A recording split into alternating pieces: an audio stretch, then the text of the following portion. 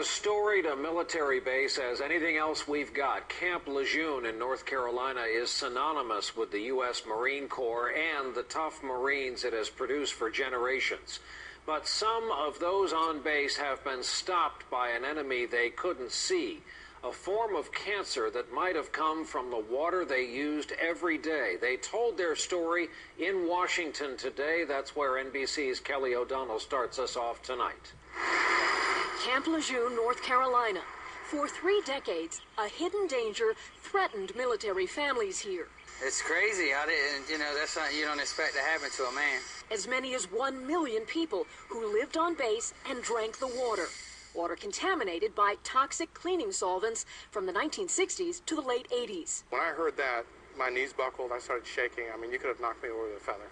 Born and raised at Camp Lejeune, Mike Partain blames that drinking water for an unusual number of rare cancers. I went to the doctor. They gave me a diagnosis, and I'm like, what? How in the world? Today, Partain came to Congress. Tell me about Camp Lejeune. Partain claims he is one of at least 41 men who heard this devastating news. I was diagnosed with male breast cancer at the age of 39. Partain had a mastectomy, and so did many others who carry scars uncommon for men. Is there a link between the tainted drinking water of years ago and cancers today? One scientific study found no proof, while the Centers for Disease Control says it's looked at the Camp Lejeune case and will do its own investigation.